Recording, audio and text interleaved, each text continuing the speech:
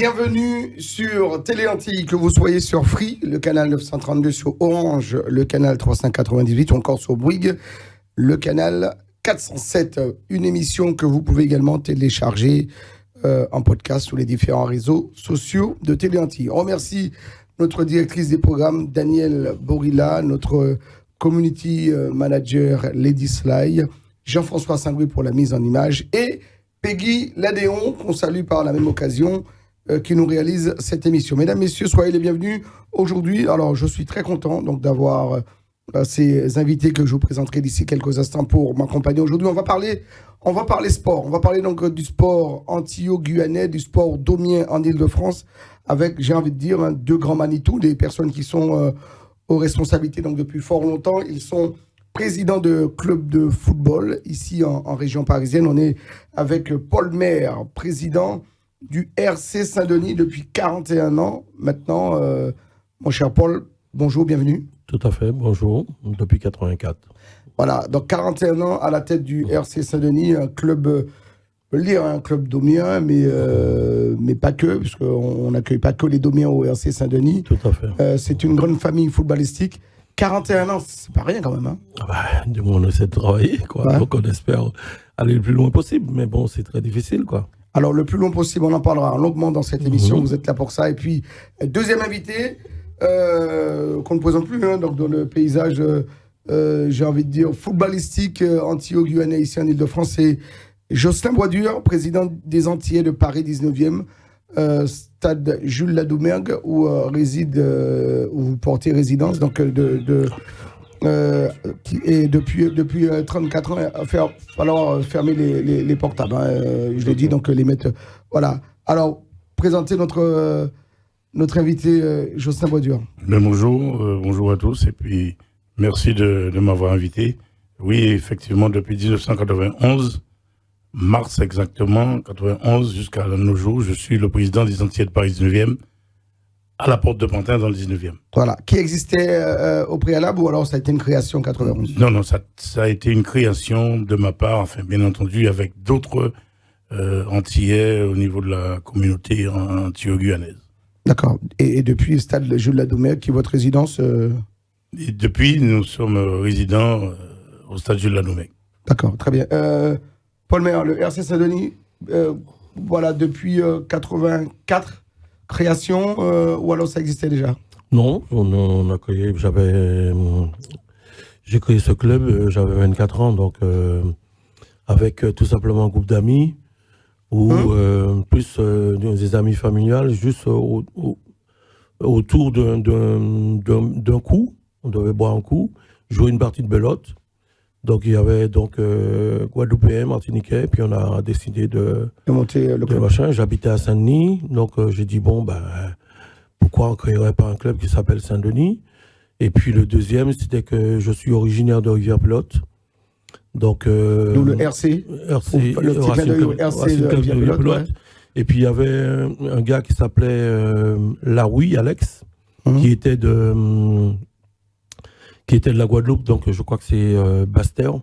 Donc il y avait le RC, aussi. Donc il a dit on va donner RC Saint-Denis, puisque la ville c'était Saint-Denis. Donc voilà. Donc on a créé le club comme ça. Alors la question que je vous pose, pourquoi créer un autre club à Saint-Denis alors qu'on a déjà le club de la ville qui est donc le Saint-Denis US qui existait déjà ?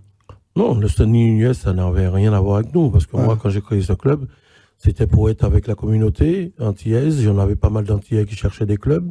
Et puis, c'était l'occasion. Vous avez pu intégrer Non, pas du tout, parce qu'on n'aurait pas eu du tout la même identité. Ouais. Donc, on a voulu faire quelque chose à nous. On a voulu créer un club où tous les Antillo-Guyanais, ils se regroupaient pour qu'on puisse se regrouper tous les week-ends pour jouer au football, quoi. On sortait du pays et on a voulu faire quelque chose. Il fallait cette empreinte identitaire pour dire tout à fait. Voilà, les Antillais donc, du RC Saint-Denis ont créé leur club. Parce qu'à l'époque, on avait beaucoup d'Antillais qui jouaient au football. Oui, tout à fait. Il y avait beaucoup de gens qui sortaient. J'ai même eu des gars qui n'avaient même pas encore de tenue, qui s'entraînaient avec leur jean. Avec leur jean, parce qu'ils sortaient de là-bas aux Antilles, ils n'avaient rien du tout. Donc on leur prêtait des chaussures et ils s'entraînaient avec leur jean parce qu'ils voulaient retrouver donc, des copains de Guadeloupe, Martinique. C'est pour ça que le club il est mélangé. Mais par rapport aux résultats, donc le club, il a évolué. Donc, quand on a des résultats, ça évolue, donc on est obligé d'ouvrir le club à d'autres personnes, et ainsi de suite. Et puis, c'est sur une ville de Saint-Denis, c'est jamais bien de faire un club communautaire. Ouais. Les statuts du club, de toute façon, c'est pratique du sport, en général, et découverte de la culture antillaise. D'accord. Voilà. Jocelyn, c'est un peu le même précepte que notre ami Paul Maire. Donc, il fallait créer donc, à Paris, dans le 19e, alors qu'il y avait d'autres clubs qui existaient, affiliés donc, à la ville de Paris, il fallait créer cette identité antillaise au sein donc, de la ville de Paris et plus précisément sur le 19e arrondissement. Il y a beaucoup d'Antillais dans le 19e ? Oui, il y a beaucoup d'Antillais dans le 19e, mais nous n'avons pas que des Antillais, premièrement, et deuxièmement, nous n'avons pas que des gens du 19e. D'accord. Nous avons les... Oui, ça a évolué avec le temps. Ça a évolué avec le temps, tout à fait. Mais effectivement, un peu comme il a dit le président maire, c'est qu'au début, nous, on voulait se retrouver. Et on avait du mal parce que au niveau des infrastructures, des terrains, des créneaux et tout ça, c'était très, très compliqué. Donc nous, on était obligés de partir, comme on vient dire, en squatter, ou au football sauvage, on était à Vincennes. On a commencé à Vincennes, sur les vieux terrains là-bas. Polygone ou Pershing. Polygone, Pershing, où il n'y a pas de vestiaire, il y a pas les terrains ne sont pas tracés. Mais nous, on avait besoin juste de se retrouver, se rencontrer et jouer au football. Et puis un jour, on était quelques collègues, et on a voulu qu'on soit ensemble, justement qu'on retrouve notre identité. Et c'est de là qu'on a monté l'équipe. On est parti avec une équipe. Une équipe, on a joué un critérium samedi après-midi pendant longtemps. Et puis après, on est parti en dimanche après-midi parce que arrivé un moment, critérium samedi après-midi, il n'y avait plus rien. On avait fait... Vous avez tout gagné. On avait fait le championnat. Il y a un président qui est face à moi, c'était tout le temps le duel physique, technique et mental et moral qui est le Racing Club de Saint-Denis. Ouais. On a joué souvent ensemble. L'un contre l'autre, vous étiez les adversaires. Ah oui, on était des adversaires. Ouais, mais des adversaires. Ce qu'il oublie, c'est que Saint-Denis était toujours plus fort. Ouais. Oui, jusqu'à un moment que, c'est-à-dire, on ne va pas le raconter, mais bon, il avait emmené à manger parce qu'il croyait gagner la DHR à la DH. Nous, il fallait qu'on les bat, on les a battus. Ouais. Il est parti avec la gamelle de repas. Mais c'est pas grave. C'est des petits trucs qu'on raconte. C'est bien parce que ça nous a permis quand même de se connaître beaucoup plus parce qu'effectivement, quel que soit au Guadeloupe, Martinique, Réunion, Guyane, quand les Antillais arrivaient ici à Paris, ils n'avaient pas tellement de choix. C'était plus le football, quelque peu qu'ils allaient sous le vélo, mais bon, c'était plus le football. Et le problème, c'est qu'on n'avait pas de terrain, on n'avait pas d'infrastructure, donc il fallait quand même qu'on trouve déjà un rassembleur, quelqu'un qui dit, bon les gars, allez, on y va, il faut faire ci, il faut faire ça, et venez avec moi, et de là qu'on a monté le club des Antillais Paris 19e dans le 19e, et qu'on touche les autres communes, Aubervilliers, Pantin, La Courneuve, Puy-Saint-Gervais. Je pense que c'est à peu près le même... Oui, c'est toute la région parisienne, c'est l'île de France. C'est l'île de France, les gens ils changent de club, ils viennent que ce soit chez Bois-Dieu, que ce soit chez d'autres clubs, l'Amicale Antillaise, etc. Il y en a plein qui existent. Hein. Donc, les gars, ils viennent là où ils sentent où il y a la communauté, où il y a des choses qui se font. On va retrouver les copains voilà, du pays, ceux qu'on a, qui se sont unis autour donc d'une identité, d'une culture, donc le RC Saint-Denis, les Antillais de Paris 19e. Alors je profite également pour saluer la Samaritaine, club dont j'ai été président donc, pendant 8 ans. Il y a eu Tropical, on a eu la Guyane qui avait également son... On a eu la Tombe Juif aussi pour les saluer. Donc, qui a été aussi... Et puis notre ami Vincent Travailleur aussi, Martigua, qui était quand même une institution, quand même. Ouais. Martinique, Guadeloupe, il y a eu... Alors on va saluer Jacques Ambouzou, qui a eu accolade aussi, à un certain moment. Alors avant, on avait donc plein d'associations qui se créaient comme ça, autour du sport, autour des valeurs communes prônées par le sport, donc le vivre ensemble, le partage, les retrouvailles le week-end, parce que forcément on arrive à Paris, quand on n'a pas la famille, mais au moins on a des amis, on peut se retrouver autour d'un beau match de football, on s'éclate, on fait du sport et puis on partage un beau moment ensemble. C'était ça l'idée.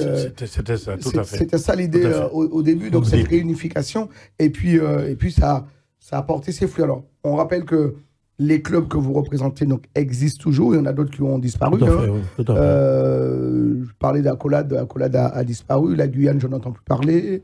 Est-ce que ça existe toujours La Guyane, l'année dernière existait, FC Guyane, mais je crois qu'ils ont fusionné avec d'autres personnes. Mais bon, il n'y a plus de...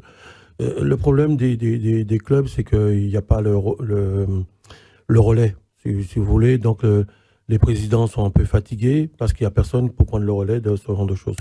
Et c'est pour ça que c'est bien pour ça que je vous ai invité aujourd'hui dans cette émission, mesdames, messieurs. On a avec nous Jocelyn Boisdur, donc en rouge, et Paul Maire en t-shirt bleu, donc qui sont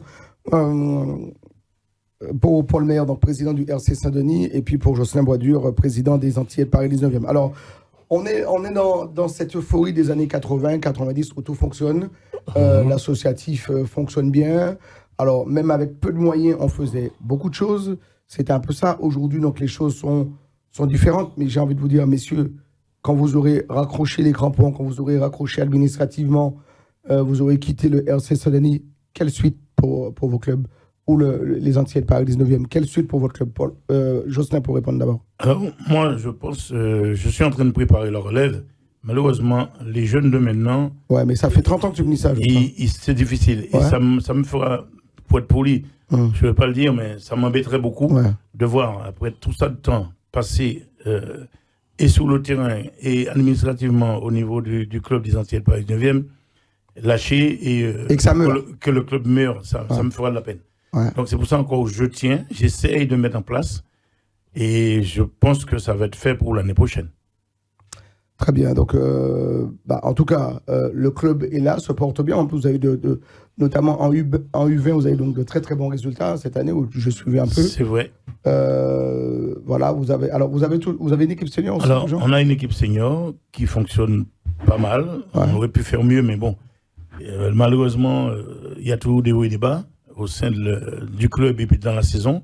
Mais par contre, je félicite et mon coach Jean-Claude Grégoire qui a fait un super boulot depuis 2 ans en U20 et cette année, nous avons pu monter de la division R2, de la R3 à la R2, avec 2 nuls et aucune défaite sur toute la saison.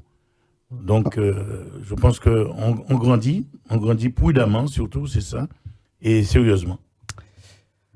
Mon cher Paul Maire, alors Saint-Denis, vous faites souvent parler de vous à travers votre équipe féminine. Alors, on rappelle qu'il n'y a pas qu'une équipe féminine au RC Saint-Denis, il y a 11 sections. Hein. Alors, vraiment, l'origine de ce club, c'est que, donc, comme je te disais, on était vraiment un sport d'Omien, où on était comme Jocelyn, donc en critérium. Donc, on a tout raflé, en fin de compte, dans l'Île-de-France, puisque notre équipe était l'une des équipes les plus en vue il y a quelques années, qui remportait chaque fois la Coupe Interdom, qui remportait les championnats, etc.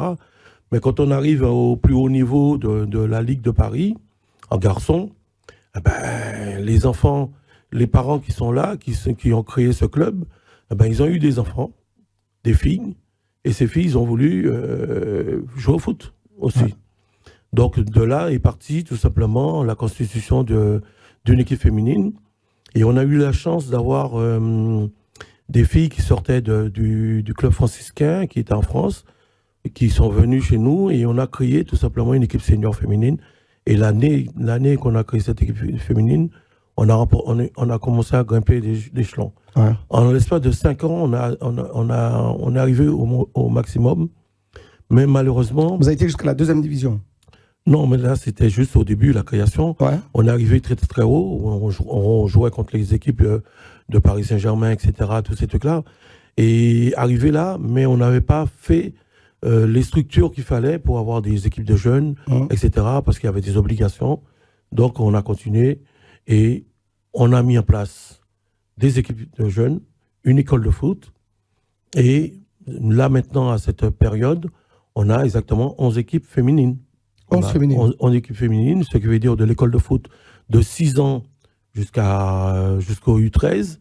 Et après, on a les 15, 2 équipes de U15, on a 2 équipes de U18, on a 2 équipes seniors, dont une qui évolue en D3.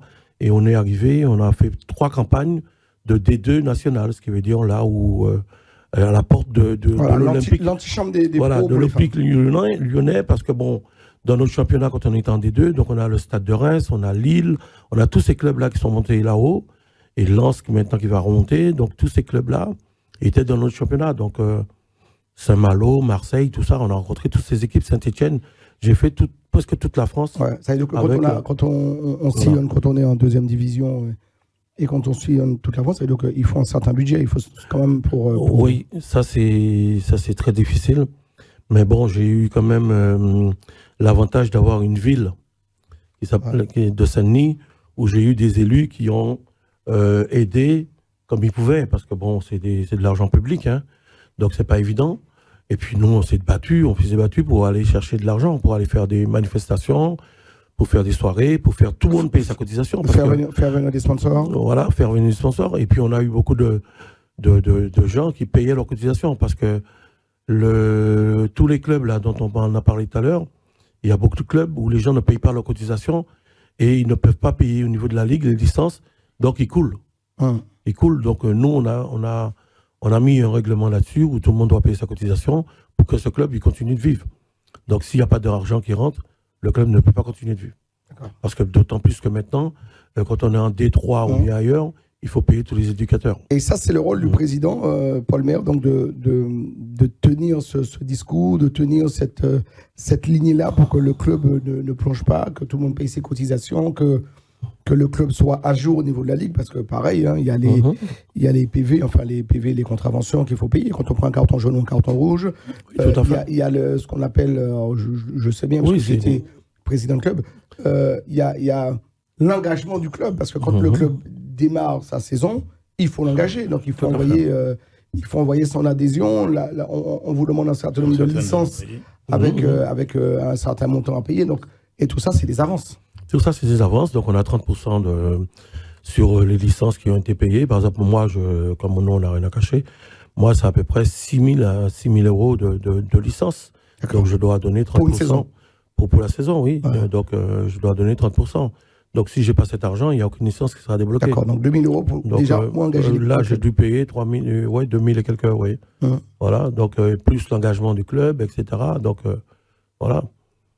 Donc, tout ça, il y a plein de choses, plein de clubs qui ne peuvent pas payer ce genre de choses. Alors, question que j'ai posée donc, à Jocelyn Boisdur, pour toi, mon cher Paul. Est-ce que, à 41 ans, donc, à la tête donc, de ce club, du RC Saint-Denis, est-ce que, alors, je ne dis pas qu'il faut que tu parles demain, mais est-ce que est-ce qu'il y a une suite qui est déjà pensée? Est-ce qu'il y a une transmission qui est faite? Est-ce qu'on y travaille? Et est-ce que le jour que tu diras, bon ben voilà, je raccroche pour d'autres pour d'autres préoccupations, t'as pas peur que le RC Saint-Denis s'arrête?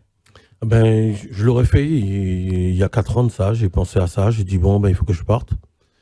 Et bon, mes collaborateurs, tous mes vice-présidents, etc., en particulier Franck Massico, José Alexandrine, tout ça, qui sont dans le club, ils m'ont dit non, tu restes là. Donc, parce que même si tu restes chez toi, on va travailler en distanciel, etc. Et on va faire ce qu'il faut, mais tu dois rester comme président. Pourquoi? Parce que sous ce nombre d'années, on a des contacts, que ce soit départemental, que ce soit régional, que ce soit au niveau des partenaires, etc. Donner un club à quelqu'un comme ça, c'est tout simplement jeter le club en pâture. Même si ce sont des gens compétents, mais on n'a pas tous la même compétence administrative. On a de très très très bons éducateurs, on a de très bons coordinateurs au niveau du stade, etc., qui sont là matin, midi et soir, de très bons bénévoles. Mais après, être là pour animer une réunion, pour faire les choses, ils n'ont pas le même contact qu'un président de club qui est là depuis des années, comme Jocelyn, comme moi. Ouais. Donc, moi, j'ai voulu quitter, mais ils m'ont dit de continuer.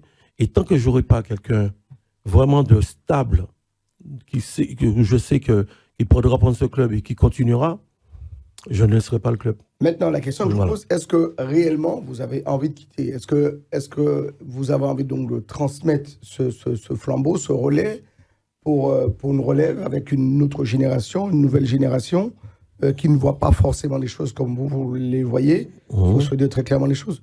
Est-ce que quand on a cette passion du football qui est ancré dans nos gènes, n'ayons pas peur des mots. Est-ce que réellement on a envie de passer le flambeau?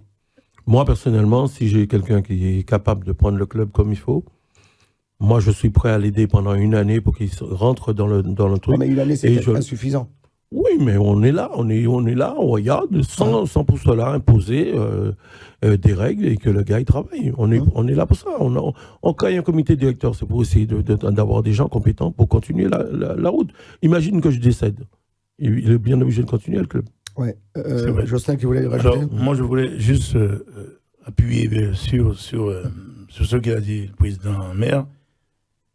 Moi, je veux bien, et ça fait effectivement, Mike, tu l'as si bien dit, je voulais reculer un peu, souffler, ça fait un moment. J'ai été arbitre sur le terrain, éducateur, président, les réunions, les machins, ça fait beaucoup. Mais, encore une fois, la relève n'est pas encore prête. Donc, si c'est pour, en 2 mots, donner la bouffe au cochon, c'est pas la peine. Donc, il vaut mieux qu'on se prépare correctement. C'est le football. Je sais que c'est dur, mais il va falloir prendre une année de plus. Au lieu de 1, ben, on fera 2. S'il faut 2, on fera 3. Avant qu'on lâche ce truc-là. Parce que c'est, en principe, notre bébé, on l'a fait grandir, on l'a vu grandir. On ne peut pas se permettre de le lâcher n'importe comment. Donc, il y a ça aussi. Donc, quand on a choyé son petit bébé pendant des années, voire même des décennies, on n'a pas forcément envie de le transmettre et de le laisser dans n'importe quelle main. N'importe quelle main. On est d'accord là-dessus. On est d'accord. Maintenant, alors, je voulais aussi avoir votre avis. C'est pour ça que, alors aujourd'hui, on va un petit peu faire les états généraux donc du football antillais, donc ici à Paris, en Île-de-France, parce que, alors notamment, il y a une compétition qui s'appelait donc la Coupe Interdome Challenge Marcionarilos que vous avez tous les deux joué respectivement avec. Joué, gagné, perdu, mais on a joué. Combien de finales, Jocelyn? Moi, j'ai gagné 2 fois. Ouais. Paul, je sais plus. Moi, j'ai dû gagner 5 fois. Et j'ai dû jouer 4 finales. 4 finales. Très bien. Voilà. Donc c'était le club. J'en ai joué autant que toi. Hein. Oui, c'était le club. C'était vraiment le club phare où tout le monde avait peur. Ouais. Alors moi, quand je dis je l'ai joué, bien sûr que j'ai joué en tant que jeune footballeur antillais, donc avec la Dame Juif notamment. Oui. Alors je n'ai jamais fait de finale en tant que joueur, mais je l'ai gagné en tant que coach. Voilà, avec le RC Gonesse. Le RC Gonesse qui a dû remporter à 3 reprises cette compétition. Et puis j'ai également donc œuvré avec le l'APSAP Outre-mer aussi qui a gagné à 3 reprises. Je salue donc l'ancien président donc René Jupiter. Voilà, beaucoup Tropical qui l'a remporté, Guyane qui l'a remporté. Donc il y a eu on a une belle compétition qui réunissait. Donc c'était un petit peu la fête du football ultramarin ici à Paris. Une compétition qui durait à peu près 4-5 mois, qui démarrait courant février jusqu'à... Voilà, on avait les tours de cadrage, les tours préliminaires, et puis après on avait les quarts de finale, ou les 8e, les quarts, les demi, la finale. Aujourd'hui, Paul Maire, qui a eu donc des fonctions à la Ligue de Paris, qui a récupéré cette compétition. Alors, c'est un challenge, hein, Marcionarilos. Je veux dire, c'est quelqu'un qui était donc à... C'est quelqu'un qui a créé cette coupe, Monsieur Rilos, qui était à la CAG. Voilà. Parce qu'il faut donner... Dans le 19e, d'ailleurs. La CAG qui existait, qui regroupait, en fin de compte, tous les communautaires qui arrivaient, qui avaient besoin de faire des papiers, etc. Donc, ils avaient un aspect social. Et donc, ce monsieur, il aidait beaucoup la communauté avec René Silo, avec Freddy Loison, tout ça. C'était tout un groupe. Et il travaillait là-dessus. Et cette coupe était à la Fédé au départ, parce que lui, il était membre de la Fédé.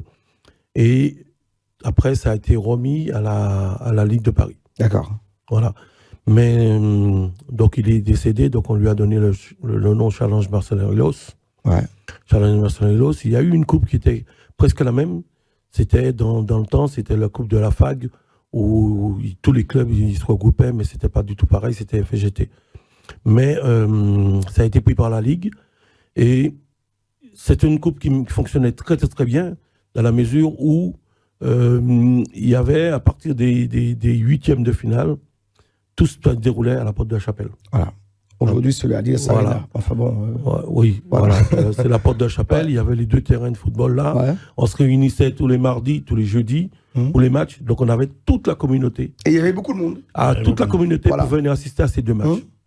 À ces 2 matchs. Et puis donc, les finales, etc. Donc on avait vraiment, et on a fait des finales qui se déroulaient dans des stades mythiques. Par exemple, le Cromveau, il a organisé avec Jean-Pierre Bassé-Cotin qui est décédé. Il a augmenté plusieurs fois. On a fait à Champigny, on a fait dans tous les clubs à Saint-Denis, etc. Dans tous même la Doumeng, les clubs mettaient à disposition leur terrain. Et c'était une journée pour organiser la finale. Voilà. On l'a eu à Astin aussi. C'était une journée de fête où ces clubs, ils avaient leur place. Et donc, depuis quand il y a eu l'élection de M. Jamel Sanjak, qui est venu président, les choses ont changé. Ils ont voulu changer les choses. Donc, on ne faisait plus les matchs à la Porte de la Chapelle.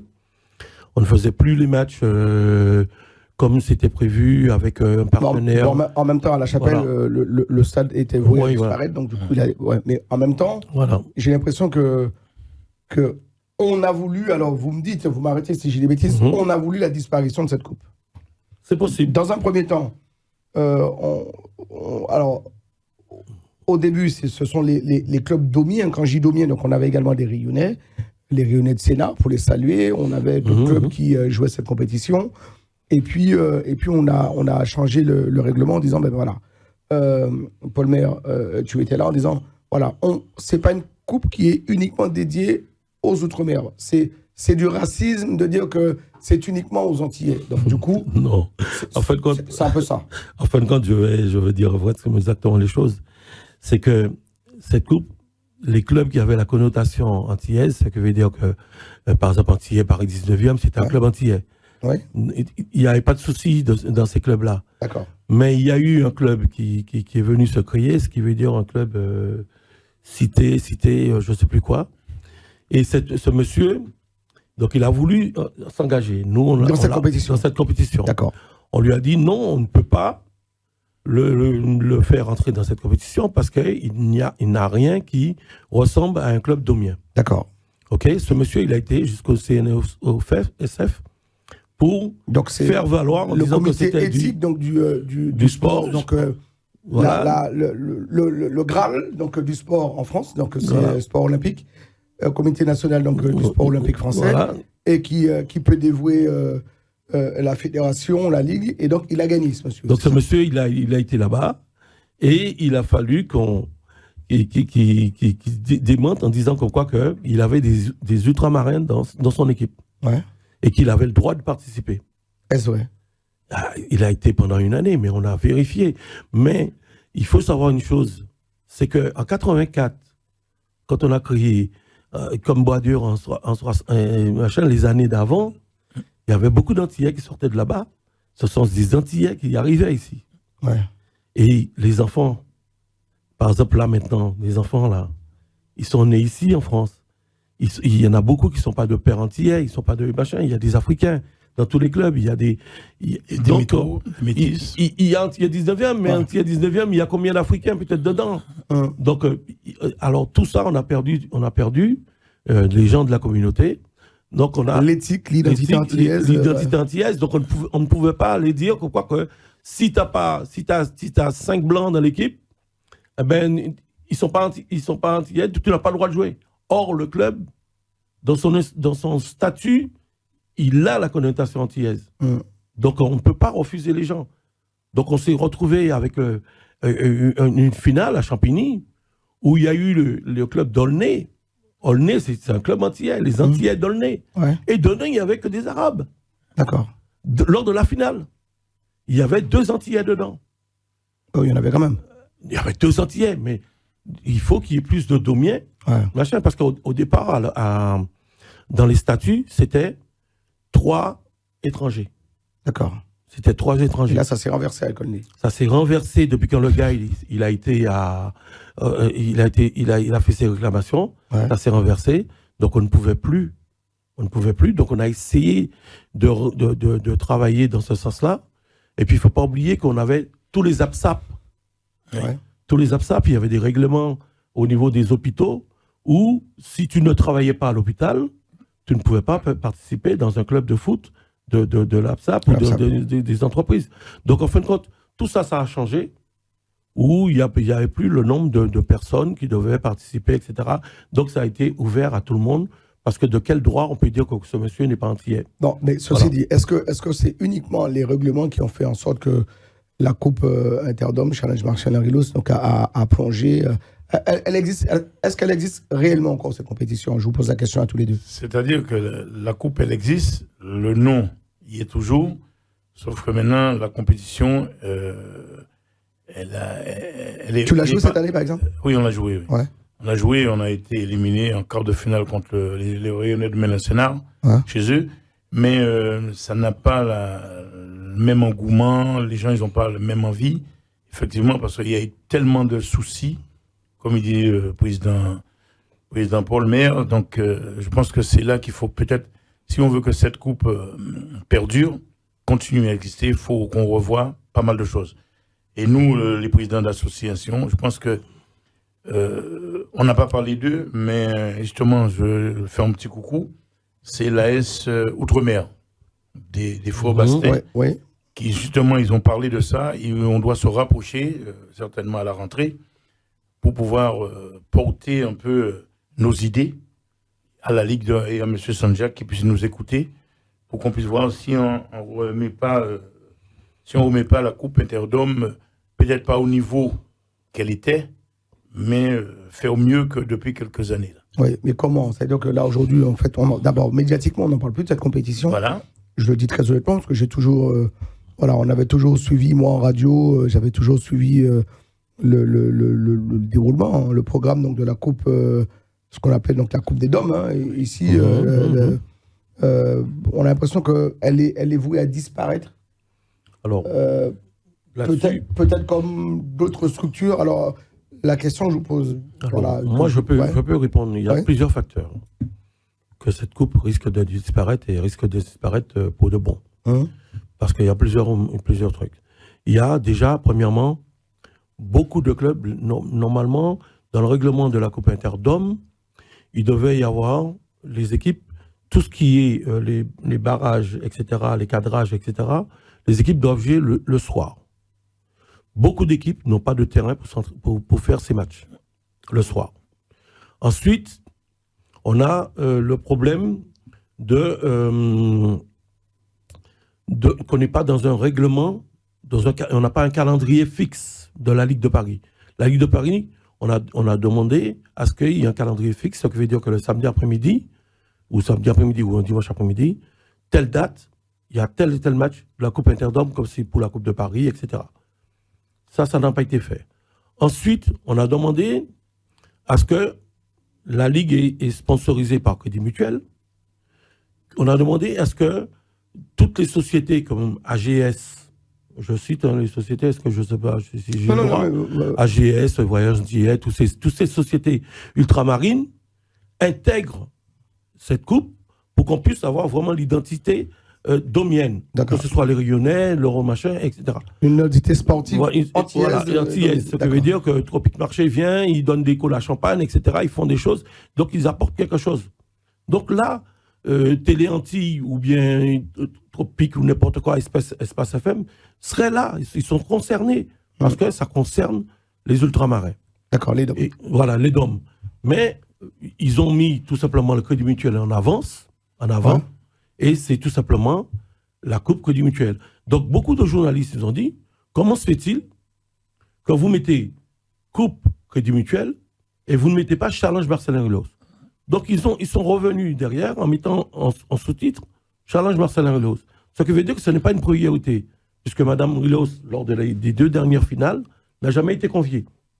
D'accord. N'a jamais été conviée. Alors que j'ai toujours vu, elle est toujours venue, alors elle habitait en Normandie, il faut le savoir, elle est toujours venue remettre les trophées donc, de cette compétition qui porte le nom de son mari, elle venait avec ses enfants d'ailleurs, et là on trouvait que ça manquait de crédit, ça manquait d'abord de respect pour la mémoire de Marcelin Rilos.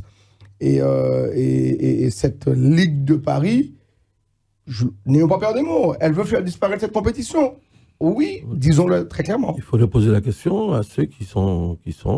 Mais Paul, tu as été à la Ligue de Paris. Moi, j'ai été, je ne suis plus dans cette commission, pour la bonne raison que lors de l'Assemblée générale qu'il y a eu au mois de décembre, l'année décembre, là, et j'ai posé la question pour quelle raison la Coupe de Interdom, la Coupe de Outre-mer avait disparu lors du déroulé des images, etc. On m'a dit de ne pas m'intéresser à ça, ça ne me concerne pas, ça ne concerne pas l'Outre-mer. L'Outre-mer, c'était des hypocrites. Donc, à partir de là, moi, je suis parti de cette... Parce que je ne me sens pas... je me sens pas dans cette équipe. D'accord. Donc, je ne pouvais plus rester à siéger dans une mesquinerie. Et ce sont les propos du président de la Ligue. Ah oui, c'était le propos du président, de toute façon. Hein. Et on s'est retrouvé donc avec un bureau qui a fonctionné. Ils ont essayé de faire cette coupe aller jusqu'au bout. Hein? Donc, ils ont fait la finale cette année. Ils ont fait la finale le 8 mai, le 9 mai ou le 8 mai. Ils ont fait cette finale. Mais c'était les Rayonnais de Sénart contre Vitry. Vitry a le droit de participer parce qu'ils avaient des Rayonnais dans leur truc. D'accord. Donc il n'y avait pas de souci de ce côté-là. Mais la formule, on ne sait pas.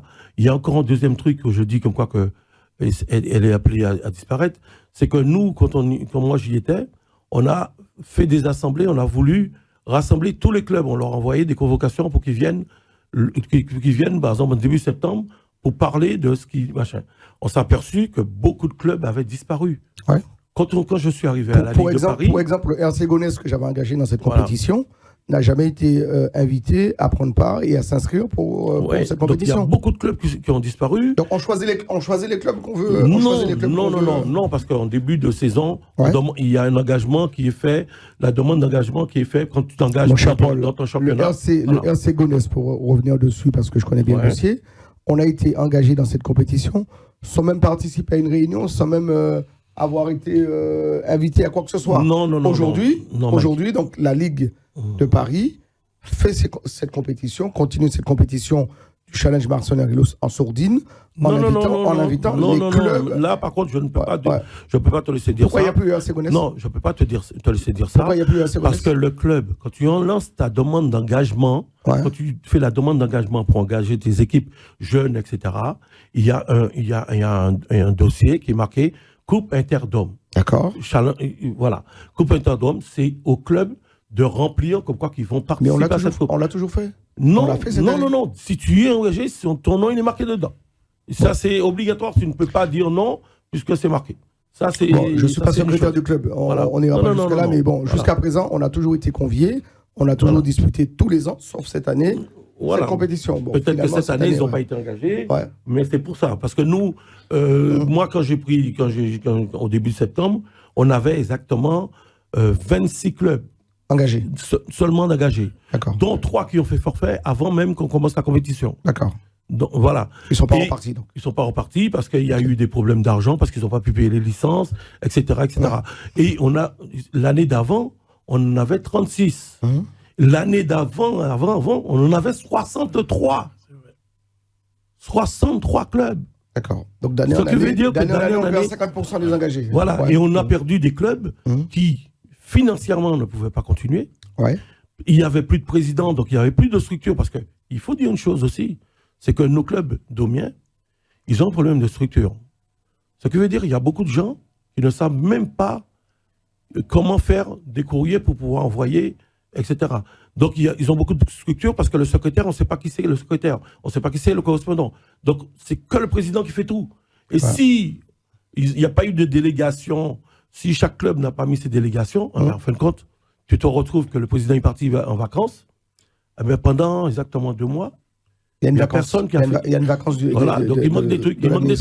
Et c'est ça le problème, c'est qu'on s'est aperçu qu'il y a beaucoup de clubs qui nous rappelaient après, qui disaient, mais pourquoi on n'est pas inscrit? Mais en fin de compte, votre président, il aurait dû remplir le dossier. Ouais. Bon, alors, on va mettre de côté la coupe Interdom pour revenir donc sur ce football antillais, donc ici sur Paris, et même j'ai envie de dire au niveau national. Avant, on avait jusque-là dans notre équipe Fagnon, l'équipe de France de football, qui représente donc la France à travers le monde entier. On avait 1, 2, 3, 4 Antillais. Aujourd'hui, alors on a Mike Maignan qui est dans les buts, mais il a fallu qu'il attende une vacance du poste donc du Goloris et qu'il parte très loin pour récupérer le poste. Où sont passés nos Antillais à la tête de l'équipe de France? J'ai eu des discussions, je crois, avec toi quand on avait fait la Coupe de France. Ouais. j'ai eu cette discussion où on avait fait une discussion avec la Fédé pour savoir exactement les choses, où il y avait l'ancien président, Noël Le Graët, où on avait discuté là-dessus. Eh ben, moi, je dis que le football domien, pour avoir ces Antillais-là, il faudrait qu'il y ait tout simplement une réforme du sport au niveau des Antilles. Parce que je peux vous dire, quoi qu'aux Antilles, j'ai pu aller voir des équipes. Ben, c'est minable. Et je crois que Martinique, il doit avoir 4 terrains qui sont homologués. 4 terrains. En Guadeloupe, il y en a 3. La Réunion, il y en a 6. Quant à Mayotte, c'est même pas la peine. Les terrains sont pas homologués. Comment tu veux que des jeunes qui s'affirment dans ces divisions, dans ces championnats, comment tu veux? Ils ont supprimé la Coupe Outre-mer, c'est celle qu'on appelait la Coupe Outre-mer, où les sélections. J'allais en venir aussi. Où les sélections venaient ici. Ouais. Les sélections venaient ici. Et ça n'existe plus. Ouais. Ça n'existe plus. Mais à faute de qui? À faute des clubs aux Antilles qui ont décidé de ne plus envoyer leurs équipes, leur sélectionner, etc. C'est tout ça. Ça a été accepté par eux. Maintenant, tout le monde veut essayer de revenir sur ce truc parce que c'est une mauvaise chose. On pourrait le remonter, ça, faire venir les clubs. Mais comment tu veux, la bande à Lubin, Lucin, tous ces mecs-là, on les a vus quand ils ont joué les coupes d'outre-mer. Tous ces grands joueurs, on les a vus quand ils jouaient la Coupe Outre-mer. Tu avais la Guadeloupe, la Martinique, tout ça. Les gens venaient. Quand vous regardez dans les tribunes, vous avez des machins, des managers qui regardaient les gars. Des agents qui regardaient et qui les faisaient jouer, même si c'était pour aller jouer au national, mais qui les reprenaient. Moi, j'ai accompagné tout simplement le club de Saint-Joseph en Bastia. Le club de Saint-Joseph, ils avaient 3 joueurs qui jouaient très bien. Moi, j'étais là avec le président. Il a dit, je vous fais signer. Mais il ne l'aurait jamais vu s'il n'y avait pas la Coupe de France. S'ils n'étaient pas qualifiés, les gars, ils n'ont pas voulu parce qu'ils ont une belle vie aux Antilles. Quand tu joues en R1 aux Antilles, tu as une belle vie. Ils touchent plus. Des fois, ils touchent plus que ceux qui touchent ici en national. Donc voilà. Donc il y a des choses, il y a beaucoup de choses à faire. Et je pense qu'il faut les états généraux du sport domien doit être fait déjà à la source là-bas, parce que vous voyez, même au niveau de l'athlétisme, mais l'athlétisme, on n'a rien. Mais en même temps, Paul Maire, tu parles d'homologation des terrains, on n'a jamais eu forcément beaucoup de terrains homologués, sauf qu'il y a 10, 20 ans, on sortait des joueurs des Antilles qui venaient ici, qui jouaient dans de grosses équipes et qui étaient en équipe de France. Ceci n'explique pas cela, donc je ne peux pas te laisser dire non plus qu'on n'a pas de terrain, les terrains ne sont pas homologués, on ne reçoit pas des joueurs, c'est pas vrai. Mais il n'y a pas de visibilité. Ici en France, un gamin, il est bon en 14 ans. Il va faire partie de la sélection de l'Île-de-France, du district 93 déjà. Après, ils vont le voir, ils vont l'envoyer en Ligue. Après Ligue, il va aller en Fédé. En Fédé, c'est comme ça. Mais quelle visibilité tu as quand ils sont aux Antilles? Qui sait qui va venir? Tu crois que le mec va sortir de Saint-Étienne pour aller le voir? Si tu n'appelles pas, tu dis comme quoi que j'ai un gamin qui est super bien, mais il viendra.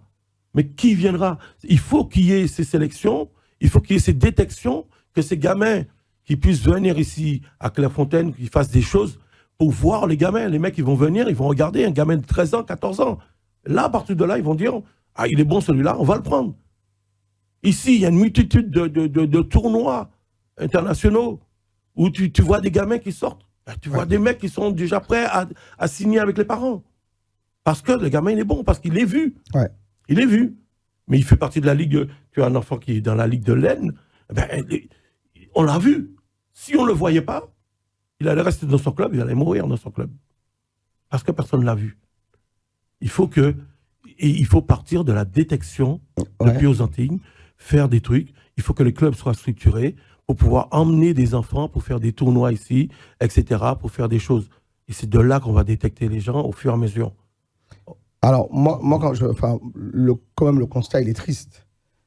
Quand on regarde aujourd'hui, donc, alors peut-être l'un des meilleurs attaquants au monde, qui est donc Marcus Thuram, il faut qu'il ait la pression de papa pour qu'on l'entende et qu'on le fasse jouer. Je trouve qu'aujourd'hui, on est quand même... Alors, on a eu plein de jeunes, on a eu plein de d'Antillais-Guyanais qui sont passés donc par l'apport. Il y a Piquion qui n'était pas forcément un excellence, qui n'était pas un crack, mais il a joué. On a Galas qui a fait ses preuves, qui a joué. On a Thuram pour parler donc de ces joueurs-là. On a donc des joueurs donc, de chez nous. On parle bien de la communauté du terroir qui ont joué. Aujourd'hui, quand je regarde l'équipe de France, d'ailleurs, Thuram, Lilian, il se bat pour que peut-être son fils ou ses fils jouent, mais quand Thuram ne sera plus là, ça veut dire qu'il n'y aura plus personne pour nous représenter, pour faire jouer nos joueurs. Il n'y aura plus personne pour faire jouer nos enfants donc, dans cette équipe de France. Alors d'abord, on parlait du métissage et des autres qui sont arrivés. Ok, moi je veux qu'il y ait de la place pour tout le monde, mais je ne veux pas vous laisser dire et ne laisser croire que nos gamins n'ont pas de valeur, nos gamins n'ont pas ne savent plus jouer au ballon, nos gamins ne Non, je n'ai pas dit ça. J'ai dit qu'ils n'ont pas la reconnaissance parce qu'ils n'ont pas la visibilité. Ouais. On ne les voit pas. Et les politiques là-bas aux Antilles ne font pas les choses aussi. Oh, mais on a des jeunes Antillais ici. On a des jeunes Antillais ici. En Ile-de-France, j'ai l'impression qu'aujourd'hui, les jeunes Antillais, ça ne dépasse pas la N3, la N2 et la nationale. Il y en a quelques-uns donc, au niveau, mais ça ne joue plus dans les grands clubs. On a des joueurs dans les centres de formation. Ouais. On a pas mal d'Antillais dans les centres de formation. D'accord. Mais c'est très difficile parce que maintenant, avant, comme tu dis, dans les janvions, ceci, on cherchait les joueurs de football, les bons joueurs de football. Donc, on cherchait. Maintenant, à 10 ans, ils les font signer déjà à Barcelone, ils les font signer ailleurs. Donc, il y a des enfants qui sortent de partout. Donc, c'est très difficile. Donc, et puis, il faut avoir l'esprit de vouloir. J'ai un parent, on l'a demandé à ce qu'il aille au stade Malherbe de Caen. On l'a demandé aux parents. Le gamin, il voulait y aller. Mais maman, il a dit, je ne veux pas laisser mon enfant aller là-bas et je ne veux pas quitter mon travail, c'est au Paris. Donc cet enfant, qu'est-ce qu'il va faire? Il va rester là. Oui, ça le fait, c'est un frein pour lui. Parce qu'il faut penser aussi que nous, dans la communauté, les parents sont proches de leurs enfants. Et ils veulent les accompagner à côté. Quand tu as un enfant qui est comme ça, on a envie d'accompagner son enfant. Donc, il faut quitter peut-être des fois le travail. Et combien de fois, Roussillon, qui a joué football avec moi, puisque sa mère était avec moi et son père était dans mon club. Oui, que j'ai affronté en tant que joueur. Oui, ils étaient avec moi. Mais qu'est-ce qui s'est passé? Quand il a commencé, il jouait au DUS. Il est parti dans le pôle France à Clairefontaine. Donc, il s'entraînait toute la semaine à Clairefontaine. Et le samedi, dimanche, il venait jouer à Saint-Denis. Mais quand ils ont fait monter plus haut, il a fallu que les parents, que le père se sacrifie pour l'accompagner tout le temps. C'est très difficile. Bon, maintenant, c'est un grand joueur, donc les parents, maintenant, sont tranquilles. Mais je veux te dire que si tes parents ne te suivent pas, ce gamin-là, il serait arrivé, ne serait-ce qu'à Lens, etc. J'ai Théophile, qui avait son fils qui jouait à Lens. Le gamin, il a fait qu'une année parce que les parents venaient tous les week-ends le voir là-haut. Il a dit non, moi je ne peux pas rester. Il est revenu, c'est un Antillais. Vous comprenez? C'est Mounzabim. Son gamin, il a arrêté. Il a été joué dans un petit. Il voulait s'amuser dans un autre club. Il faut avoir la volonté de rester dans un club pro. Et j'ai vu des enfants. J'ai été visiter le stade Malherbe de Caen. Je peux te dire qu'il y avait des enfants de 13 ans. Ils n'avaient jamais vu leurs parents. Ils sortent d'Afrique, de partout. Ils n'avaient jamais vu leurs parents. Et je peux te dire, c'est strict. Manger des pâtes bolognaises, sans manger une pizza. Si tu ne gagnes pas, tu ne mangeras pas de pizza, tu ne mangeras pas des frites. Tu bois que de l'eau pendant toute une année, etc. C'est un truc très, très, très... Après, c'est la doctrine de la réussite aussi. Voilà. Oui. Ouais. Donc, c'est pour ça que dans la tête des enfants... on ne peut pas manger des pizzas, manger n'importe comment. Il y a quand même... il faut que cet enfant ait envie d'aller loin. Il faut qu'il ait envie d'aller loin. Voilà. Tout simplement. Paul, moi, je voulais rajouter juste quelque chose par rapport à ce qu'il a dit Paul. On a deux problèmes. On a les infrastructures chez nos Antilles qui sont ceux qui sont, mais bon, c'est pas par rapport au terrain des villes, des communes qu'on a à Paris et la région parisienne. On a du synthétique. Il y a beaucoup moins de coûts pour les entretiens. Donc, ce qui fait que nous là-bas c'est de la pelouse. Et étant donné que maintenant, nous, aux Antilles, on vit un peu à la mode européenne, on ne peut pas s'entraîner. Avant, on jouait au football l'après-midi. Depuis quelques années, personne ne veut ni s'entraîner, ni jouer l'après-midi. Ils veulent jouer le soir, ils veulent s'entraîner le soir. Donc, il y a ça aussi qui change. Effectivement, étant donné qu'il n'y a plus de sélection, on se retrouve à ne pas avoir de visibilité sur nos joueurs, nous. C'est là que le bas blesse. Comme tu l'as dit si bien, je ne sais pas dans combien de temps qu'on aura des Domiens en équipe de France. À moins que, si ça change, M. Zidane peut-être va faire quelque chose. Et on en avait beaucoup. On en avait beaucoup. À l'époque, à Domenech, on était à 11. Et vu les choses telles qu'elles se présentent, n'ayons pas peur des mots, c'est mal barré. C'est mal barré. Ouais. Pour moi, je suis un gars de terrain. Je sillonne les stades samedi, dimanche, un peu partout. Et c'est vrai qu'on a des bons joueurs, même des jeunes qui sont nés ici, qui ont des parents d'Antillais, quel que soit Guadeloupe, Martinique, Guyane, Réunion. Mais c'est que les enfants de maintenant, ils ont tout ce qu'il faut, donc ils n'ont pas envie. Parce qu'on parle des joueurs, mais on ne parle pas des arbitres aussi, hein, antillais. Parce qu'il n'y a pas d'arbitre antillais. Il n'y en a aucun, je n'ai jamais vu. Donc, ça, c'est encore notre problème aussi. Ouais. Hein. Parce qu'on n'a pas. Ils ne les font pas monter. Voilà, donc on n'a pas d'arbitre. Là, par contre, on peut poser la question pour quelle raison on n'a pas des arbitres au plus haut niveau. Ça aussi. Ouais. Parce qu'il n'y a aucun arbitre antillais qui fait la D2. Ça sera ma dernière question. Il y a un racisme anti-haut au sein des ligues et de la compétition nationale pour les arbitres. Pourquoi on n'a pas d'arbitre, d'ailleurs, Paul? Toi qui as été à la Ligue de Paris, même au niveau national ou même Ligue 2, on n'en voit pas. On est d'accord. Moi, je ne parlais pas de racisme. Alors, pense que le mot, il est peut-être mal approprié. Ouais, il est peut-être un peu fort. Mais bon. Je dis que tous les arbitres, tous ceux qui gèrent, par exemple à la Ligue de Paris, on a Hugues Defrel qui fait du très bon travail, c'est un Antillais, donc qui est haut placé à la Ligue.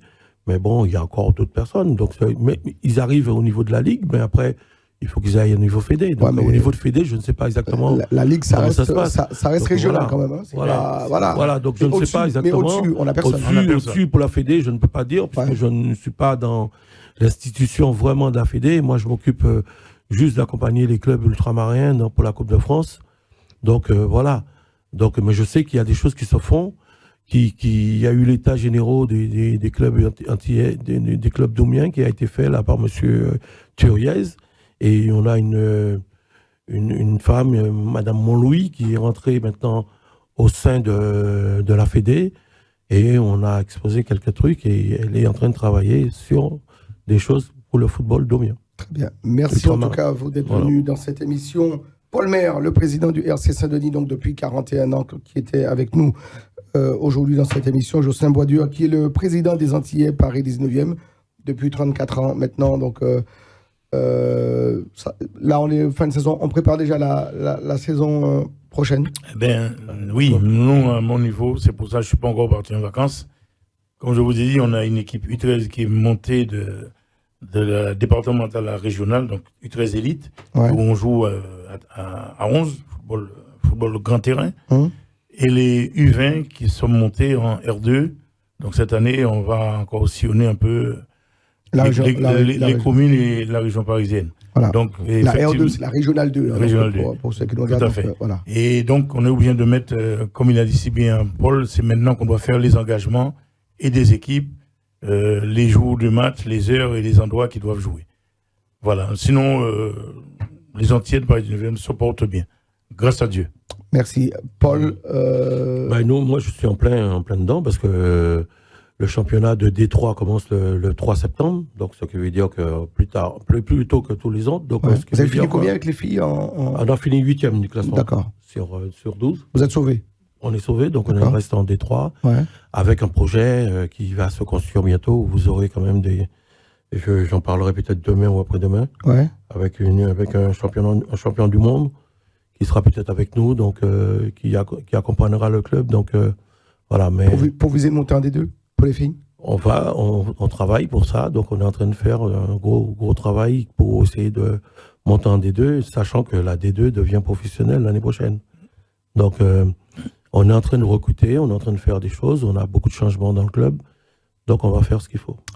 Très bien. Voilà. Merci à vous d'être venus jusqu'à nous aujourd'hui dans cette émission. Les invités de Mike, mesdames et messieurs, on a parlé, excusez du peu, pour ceux qui n'aiment pas le football, le ballon rond, mais on a voulu partager avec ceux qui aiment ça aussi et faire un petit peu donc les états généraux, même s'il y a encore plein de choses à dire sur nous, sur le football ultramarin ici en Ile-de-France, mais pas que.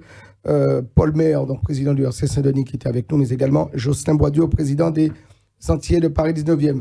On salue Danielle Borilla, notre directrice des programmes, Lady Sly, notre community manager, Jean-François Saint-Louis, pour la mise en image, une émission réalisée par Peggy Ladéon. Que vous soyez sur Free, Orange ou Bouygues, vous le savez, ici à Télé Antilles, on n'a qu'une devise, c'est de rester toujours plus près de vous. À très vite.